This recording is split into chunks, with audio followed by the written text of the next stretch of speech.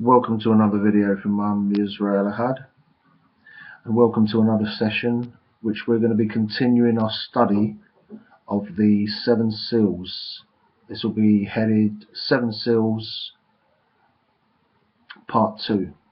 Previously we'd covered the first two seals, and we're going to be continuing with the third seal.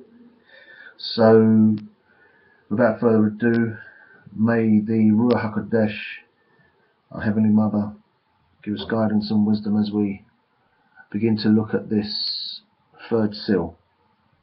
So, when he had Revelation chapter 6 and verse 5, and when he had opened the third seal, I heard the third beast say, Come and see.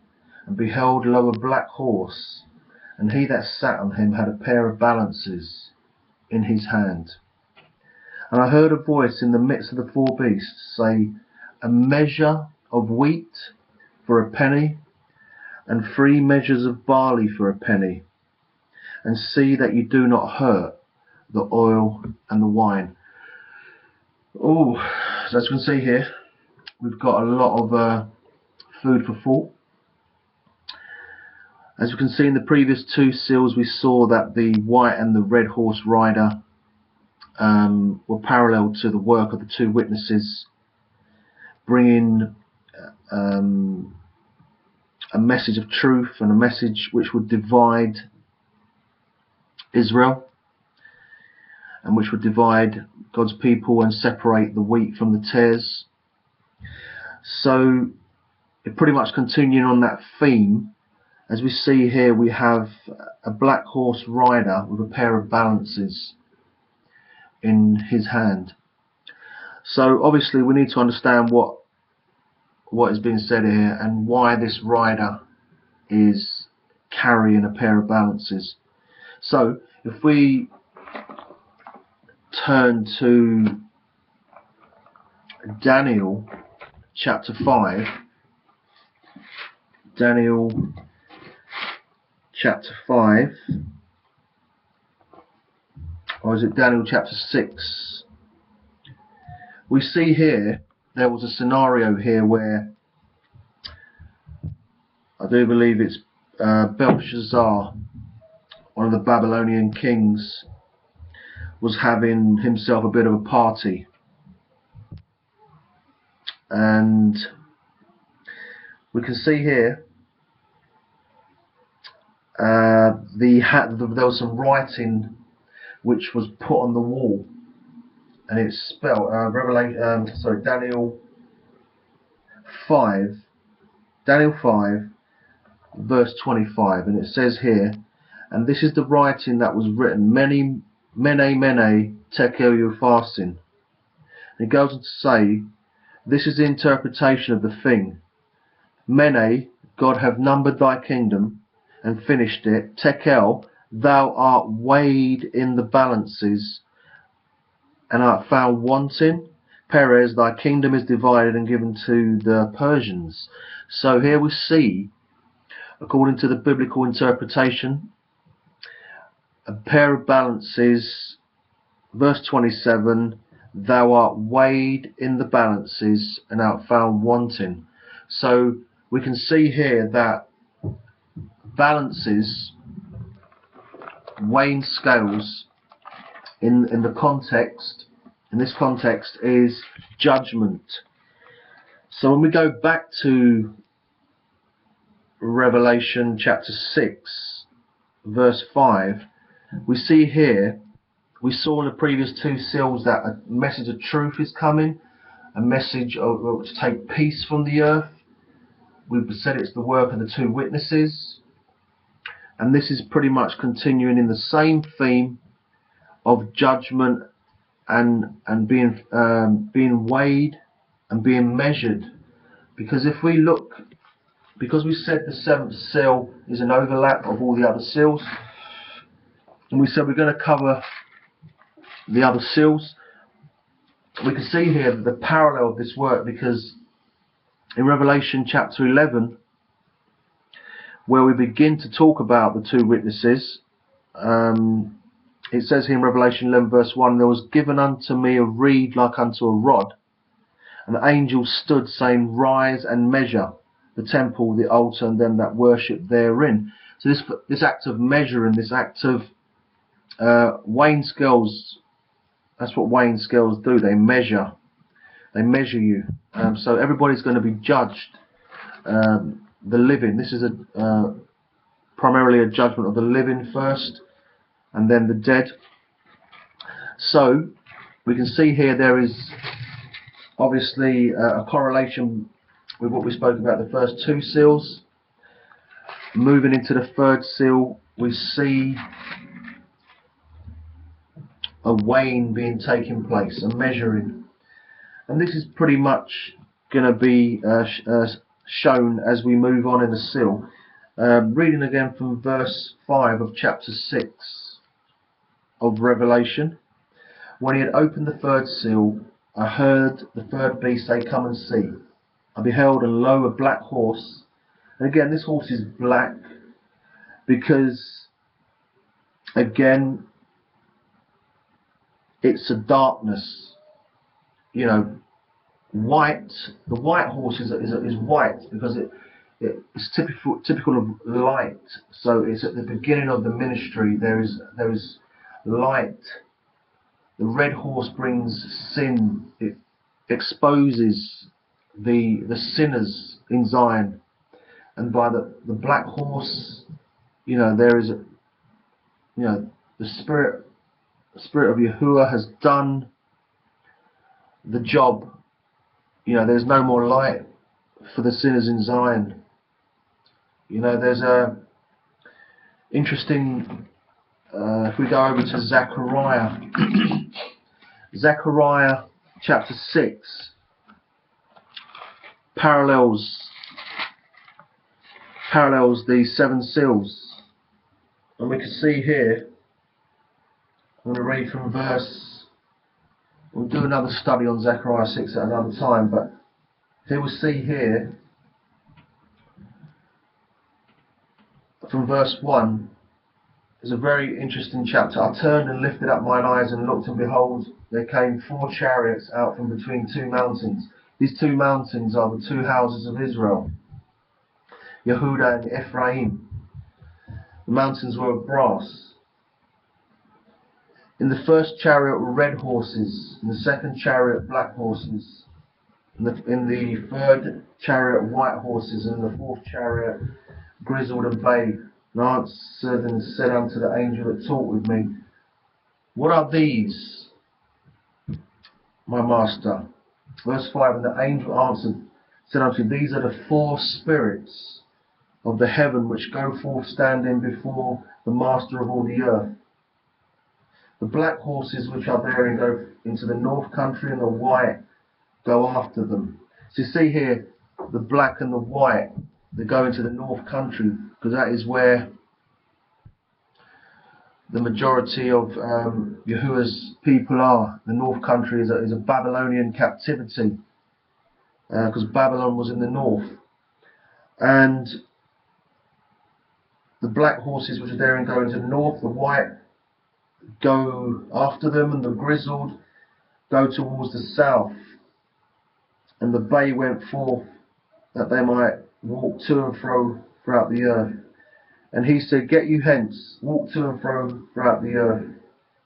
And in verse 8 it says, Then he cried unto me and spake unto me, saying, Behold, these that go towards the north country, in other words the white and the black, have quieted my spirit in the north country. So when the spirit of Yahuwah is quiet, then the spirit has done its work. There's no more that can be done for Yahuwah's people. But Zechariah 6 is a very powerful chapter. We'll deal with that another time. So I'm going to read from verse 6 of Revelation chapter 6. And I heard a voice in the midst of the 4 beasts say, A measure of wheat for a penny, and 3 measures of barley for a penny. But see that you do not hurt the oil and the wine. So what is being said here? We're talking wheat and barley and oil and wine. Well, what this is talking about are the harvesting of souls. The harvesting of souls. If we go over to Matthew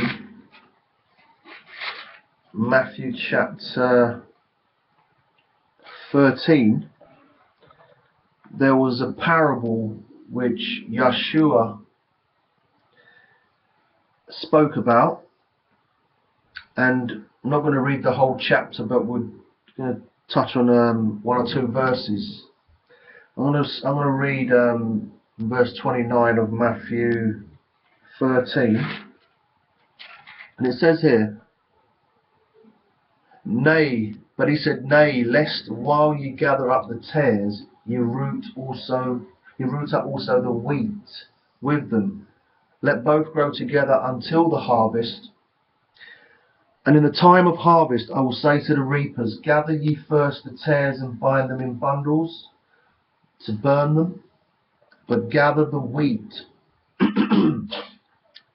into my barn." So we can clearly see here that the wheat typifies the souls, the righteous souls of Yahuwah, and the tares are the that which is to be destroyed. So as we see there is a harvest, and we can clearly see that in Revelation 14 as well. Revelation chapter 14, and I'm going to read from verses 14, Revelation 14 verse 14. "And I looked, and behold a white cloud, and upon the cloud one sat like unto the Son of Man, which is Yeshua, having on his head a golden crown, and in his hand a sharp sickle. And another angel came out of the temple, crying with a loud voice to him that sat on the cloud, Thrust in thy sickle and reap, for the time is come for thee to reap, for the harvest of the earth is ripe. And he that sat on the cloud thrust in his sickle, and the earth was reaped." So you can clearly see here, when Yeshua, the Son of God, comes, he's going to harvest souls.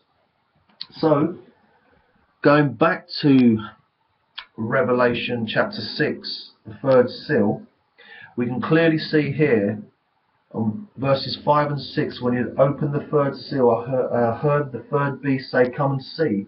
Behold, lo, a black horse, and he that sat on him had a pair of balances in his hand. And I heard a voice in the midst of the four beasts, saying, A measure of wheat for a penny, and 3 measures of barley for a penny.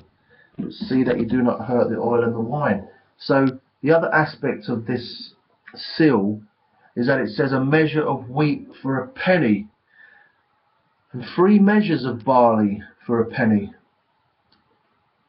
Obviously, here there are 3 measures of barley. So it's like it's telling you there's 3 times as many harvest sections of the barley, and 1 measure of wheat. So it's 3 measurings of barley. Why 3 measurings of barley? And why 1 measure of wheat? Why the penny? Why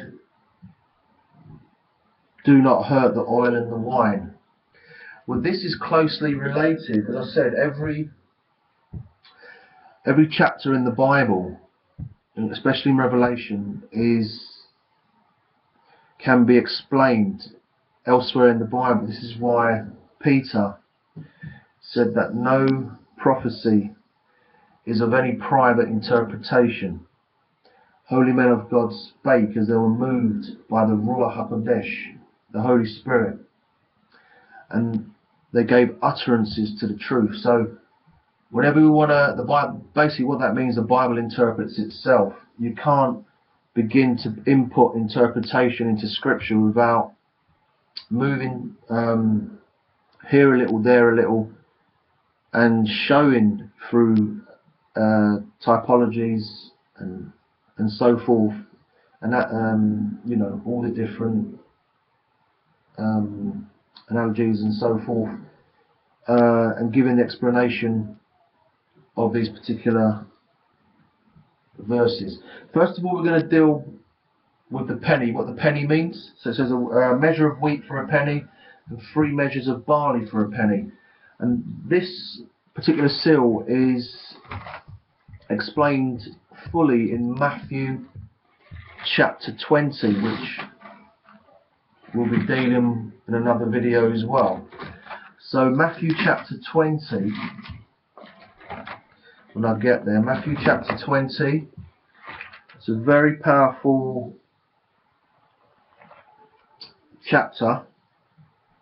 It says here, Matthew chapter 20 verse 1, For the kingdom of heaven is likened unto a man that is a householder, which went out early in the morning to hire labourers into his vineyard. And when he had agreed with the labourers for a penny a day, he sent them into his vineyard. So what we see here,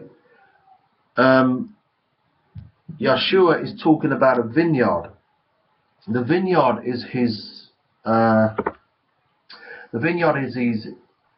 houses, is Israel, Zion, Yehuda, Ephraim. That is the vineyard. When you're called into the vineyard, you're called to work for the Mashiach. That is your calling. Not everybody's called. In fact, the majority of mankind has not been called into this vineyard. And this is in Matthew chapter 20. This fully explains it. So we can see here, it says here, the kingdom of heaven is like unto a man that is an householder, which went out early in the morning to hire labourers into his vineyard. So early in the morning would represent the beginning of time when Adam and Eve were called into the vineyard, and all the patriarchs and all the prophets and all the saints, all the set apart ones. It says in verse 2, they agreed, and when he had agreed with the labourers for a penny a day, he sent them into his vineyard. Verse 3, and he went out about the 3rd hour and saw others standing idle in the marketplace. The idleness in the marketplace is the world. And this is where Yeshua is looking. He comes to the world. He came to the world. His Ruach HaKodesh is in the world. But not everybody is being called. Only those that are chosen, called and chosen, are given this particular calling. There will be another calling for everybody, but not during this particular period. If you notice here, it says here, when he went out about the 3rd hour and saw others standing idle in the marketplace, said unto them, Go ye also into the vineyard, and whatsoever is right I will give you. And they went their way. He went out about the 6th and the 9th hour, and did likewise. So you can see here, there was 4 callings. There was the early morning call, there was the 3rd hour call, there was the 6th and the 9th hour calls. So what we see there is 4 specific callings. These 4 specific callings are limited to the house of Israel. 3 of them are barley. If you've got to understand, if you study Leviticus chapter 23, there was 3 harvest rites. There was the harvesting of the barley at Passover or Pesach. There was the harvesting of the wheat at Shavuot or Pentecost. And there was the ingathering of all the fruits at Sukkot or Tabernacles. So these particular first 4 callings, taking the barley and the wheat, they were the called ones. Particularly Sukkot, Tabernacles deals with the nations, the heathen. That's why it's It's autumn feast. It's a full feast. But Pesach, Passover, and Shavuot, Pentecost are spring and summer feasts, which they're dealt with in a time when there's summer fruits. So here we can see there's 3, and it's very particular why there's 4 here, because in Revelation chapter 6 it says 3 measures of barley for a penny and a measure of wheat for a penny. So these 4 particular callings represent the 3 stages of the barley, which is from Adam to Noah, or is it from Adam to Moses? Adam to Moses, Moses to the Son of God, Christ, and from Christ right up until the second coming. They are the 3 barley sections.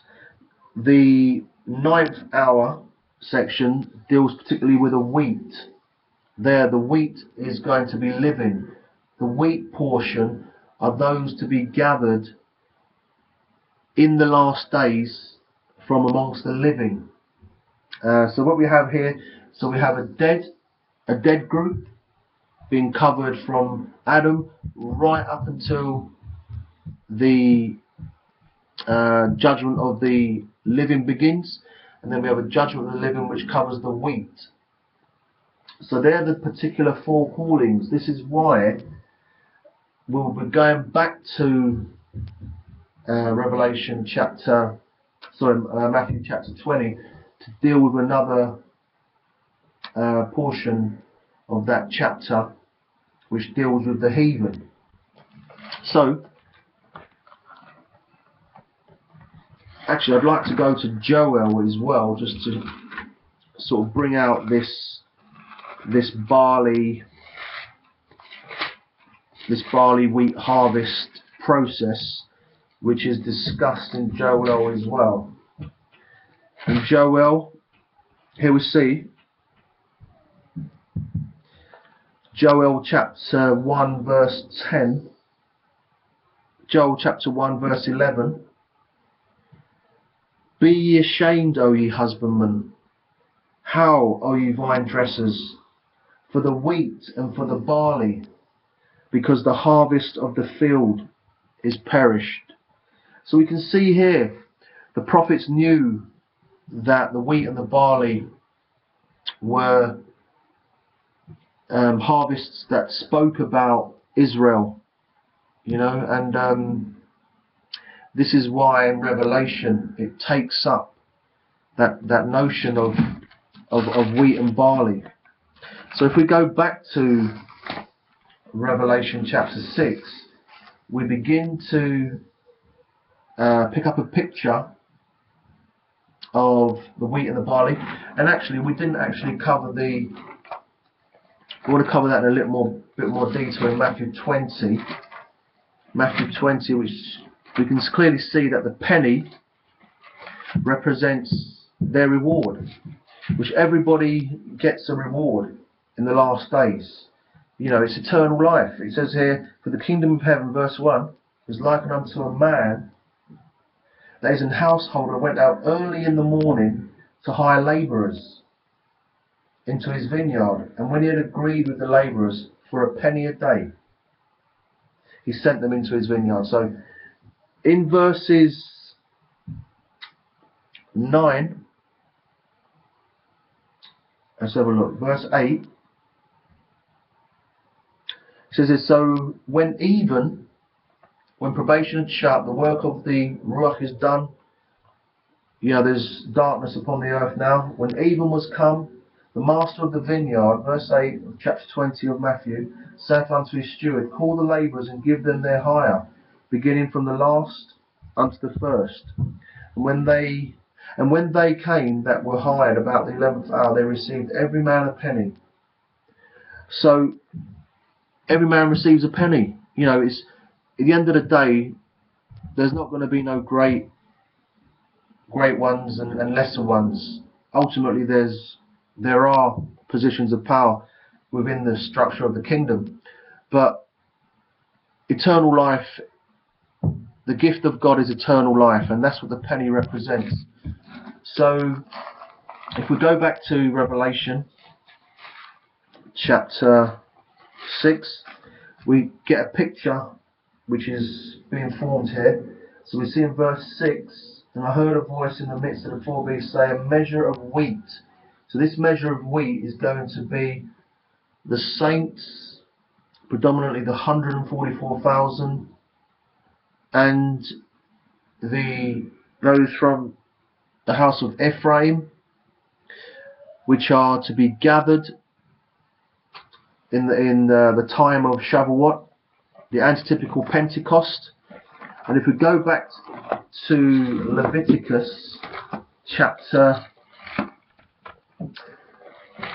23, this is clearly explained as well.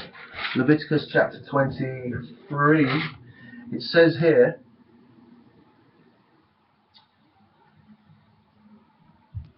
verse 15 of 23, Leviticus, and ye shall count unto you from the morrow after the Sabbath, from the day that you brought the sheaf of wave offering, 7 Sabbaths shall be complete, even unto the morrow after the 7th Sabbath shall ye number 50 days, and ye shall offer a new meat offering unto Yahuwah, and ye shall bring out of your habitation 2 wave loaves of 2/10 deals. They shall be of fine flour, they shall bake them with leaven. They are the first fruits. So this is the wheat. This is the time that the wheat offering was offered, and there was verse 17, shall bring out of your habitation 2 wave loaves. So there was 2 loaves to be offered at this time, and there were to be with leaven.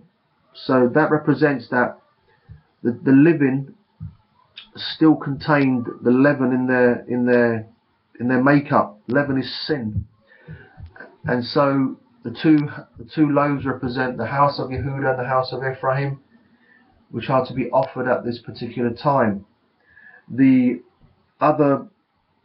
barley offering was offered earlier. Speak, verse 10 of Leviticus 23, speak unto the children of Israel, saying to them, when you come into the land which I give unto you, shall reap the harvest thereof, you shall bring a sheaf of the first fruits of your harvest. In the structure of the harvest, as you can see, the wave sheaf offered during Passover was barley. The 2 wave loaves were wheat. So you can see the barley and the wheat. And there's more of the barley, 3 measures of barley according to Revelation chapter 6. As we stated, they cover a larger period, a longer duration. They cover from the time of Adam, coming right up until the work begins for the living. And there's 3 sections covered. I do believe it's Adam to Moses, Moses to Yeshua, Yeshua to the time of the judgment, and that's why it's 3 measures. There's 3 different sections of barley measurements, and only 1 measuring of wheat. The penny is eternal life, the reward that we get for being faithful in the service of Yahuwah. So as we see here, it says here, but do not hurt. I heard a voice in the midst of the 4 beasts say, a measure of wheat for a penny, 3 measures of barley for a penny, but do not hurt the oil and the wine. Now, oil and wine was another harvest period which basically came after the wheat and the barley and the wheat, and obviously this represents more souls that are going to be brought into the kingdom, but these represent souls that are going to be judged in a later judgment. As I said, not everybody was called. There was a lot of there's a lot of people in this world that have, in a sense, been used as fodder for the devil to just expose Satan's kingdom. God has just allowed a majority of humanity to be, in a sense, go through a lot of hardship, a lot of pain, a lot of suffering. It's to expose Satan's kingdom, but God is, Yahuwah has not forgotten those people.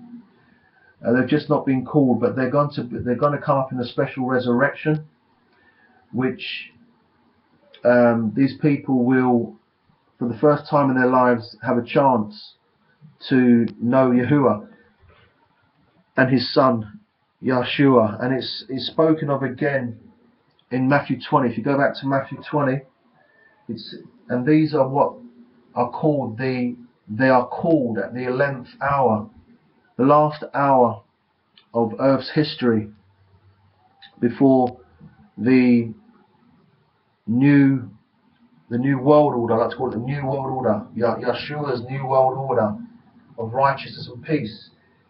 So as you can see here